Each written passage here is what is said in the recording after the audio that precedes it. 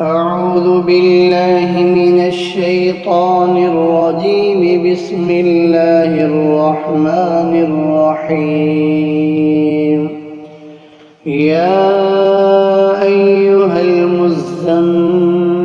قم الليل إلا قليلا نصفه أو انقص منه قليلا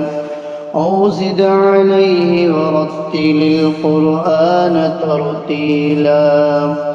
إنا سنلقي عليك قولا ثقيلا إن ناشئة الليل هي أشد وطئا وأقوم قيلا إن لك في النهار سبحا طويلا واذكر اسم ربك وتبتل إليه تبتيلا رب المشرق والمغرب لا إله إلا هو فاتخذه وكيلا واصبر على ما يقولون واهجرهم هجرا جميلا وذرني والمكذبين أولي النعمة ومهلهم قليلا إن لدينا أنكالا وجحيما وطعاما ذا غصة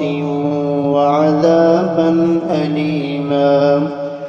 يوم ترجف الأرض والجبال وكانت الجبال كثيبا مهيلا إنا أرسلنا إليكم رسولا شاهدا عليكم كما أرسلنا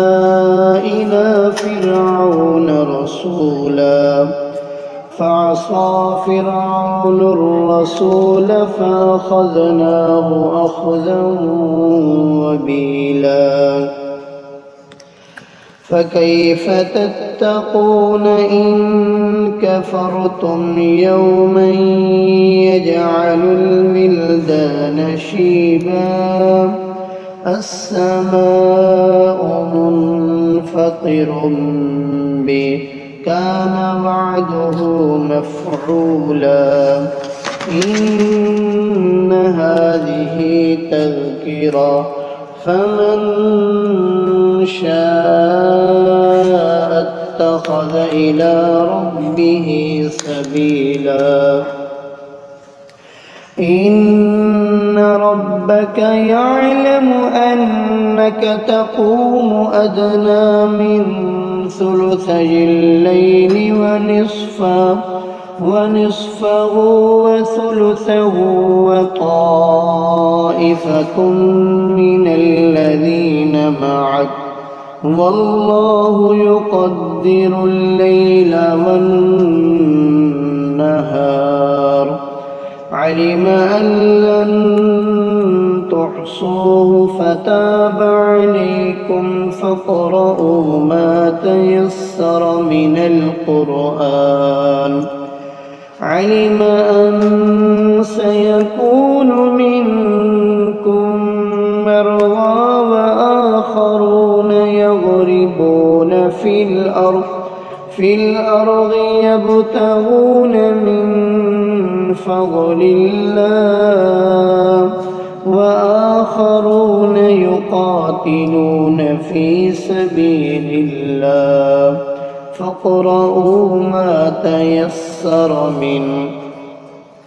وأقيموا الصلاة وآتوا الزكاة وأقرضوا الله قرضا حسنا وما تقدموا لأنفسكم من خير تجدوه عند الله تجدوه عند الله هو خيرا وأعظم أجرا واستغفروا الله إن الله غفور رحيم